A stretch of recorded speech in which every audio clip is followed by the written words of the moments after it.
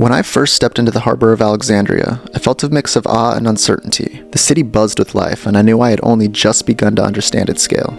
The library appeared almost like a living monument, towering above the streets. Even from a distance, it pulled itself towards me with a sense of inevitability. The moment I crossed the threshold, I felt the weight of centuries of knowledge. Sunlight streamed through high openings, illuminating dust and scrolls alike. Every shelf I passed seemed endless, filled with scrolls from across the known world. I realized quickly that I could spend years here and barely scratch the surface. I watched the scribes work with extraordinary care, each stroke deliberate. Their devotion made me feel like I'd entered a place where knowledge itself was sacred.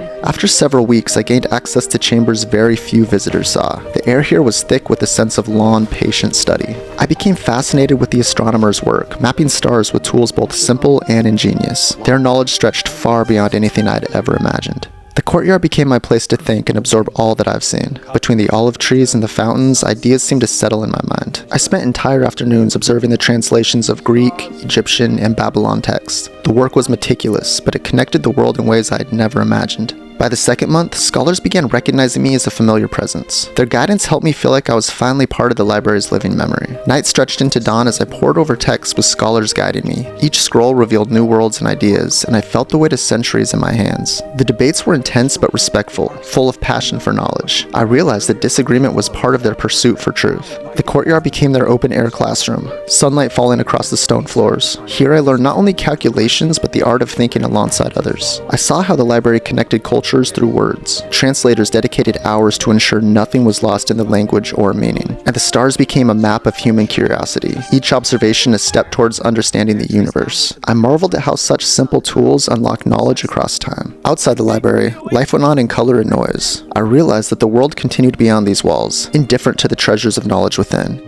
Over time, small signs of disorder appeared. A scroll misplaced here, a door left open there. No one seemed alarmed, but I felt unease growing. Some scholars murmured about tension in the city, about rulers and unrest. They treated it lightly, but I sensed that even the library was not immune. I often paused in the courtyard, reflecting on everything I had learned. The thought that all this knowledge could vanish seemed impossible, yet I couldn't ignore it. By now, the library felt like home, and I knew its rhythm by heart. Yet beneath the comfort, a quiet tension lingered, hinting that even greatness can be fragile. Small quarrels became more frequent, and some scrolls were misplaced or damaged. I realized that even the most disciplined minds could be affected by chaos outside these walls. Rumors of political instability floated throughout the halls. Scholars seemed uneasy, yet no one imagined that the library itself could be threatened. I often sought solace in the courtyard as the sun dipped low. The air felt heavier, carrying a sense of impermanence that I just simply couldn't ignore.